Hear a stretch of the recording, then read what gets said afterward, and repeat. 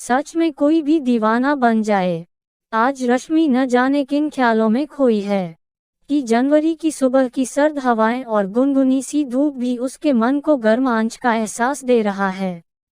उसके हल्की गुलाबी होठों पर एक मधुर मुस्कान अटखेलियां कर रही हैं। रश्मि घर के सभी लोगों को नाश्ता करा के रसोई के सारे काम निपटाए। नहाने के बाद गीले बालों को तौलिया से धीरे धीरे पोंछती हुई छत पर आ गई। सुबह के तकरीबन 10 बजने को होंगे। गांव के बच्चे कुछ पैदल और कुछ साइकिल से, कुछ अपने दोस्तों के साथ। साइकिल के आगे पीछे लदे स्कूल जल्दी पहुंचने के जद्दोजहद में लगे हैं।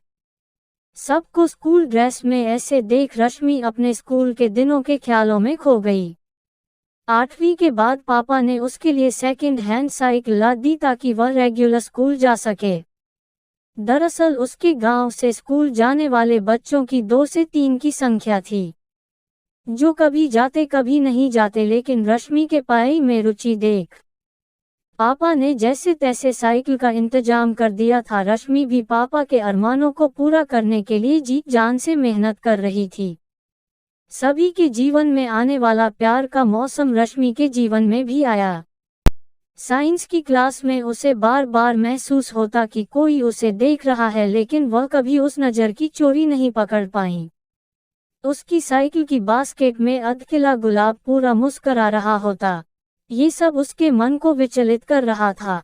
कभी कभी लगता कोई उसके पीछे चल रहा है। ये सिलसिला यूं ही चलने लगा। देखते देखते 3 साल बीत गए। इंटरमीडिएट के फाइनल बोर्ड एग्जाम मार्च में होने वाले थे। रश्मि के मन के कोरे पन्ने पर अरमानों के रंग भरे चित्र उभरने लगे। अगले ही क्षण मम्मी पापा का ख्याल आते ही अपने मन पर काबू पाने की कोशिश में लग जाती, लेकिन मन रूपी पंछी को कोई रोक पाया है भला। फरवरी के पहले सप्ताह में पूरे कॉलेज में गुलाब का सुंदर तोहफों का आदान प्रदान हो रहा था।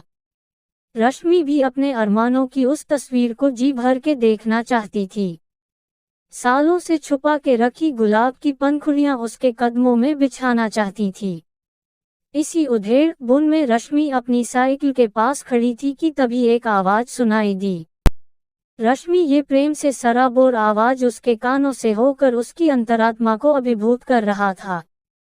रश्मि ने पलट कर देखा। रमेश आप। रमेश सांवले से चेहरे पर बड़ी बड़ी आंखें, सिल्की बाल जो कि दाहिनी आंख को छूकर जा रहा था, लंबाई लगभग 5.8, होठों पर हल्की सी मुस्कान। सच में कोई भी दीवाना बन जाए।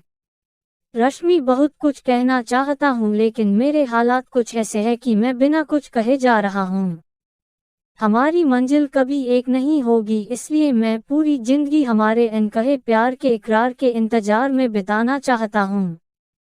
रश्मि बस बुत सी बनी सुने जा रही थी। वह उसे जी भर के बात करना चाहती थी।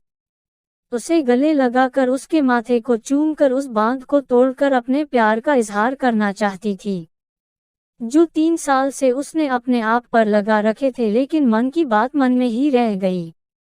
वह कुछ कह पाती तब तक अपनी बात कह रमेश वहां से चला गया। घर आकर रश्मि सोचकर परेशान हो रही थी कि रमेश ने ऐसा क्यों कहा कि हमारी मंजिल एक नहीं, इतना प्यार होते हुए हम जिंदगी साथ क्यों नहीं बिता सकते।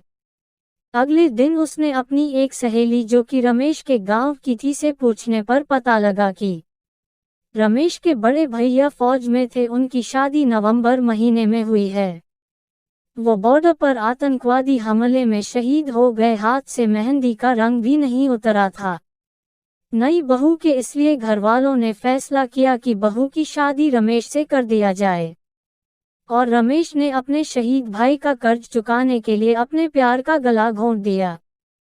सच आज हम दोनों एक दूसरे से बहुत दूर अपने अपने दायित्वों का निर्वहन कर रहे हैं, लेकिन हमारे दिल में आज भी हमारा अनकहा प्यार अरमानों के पंख लगाए उड़ा जा रहा है।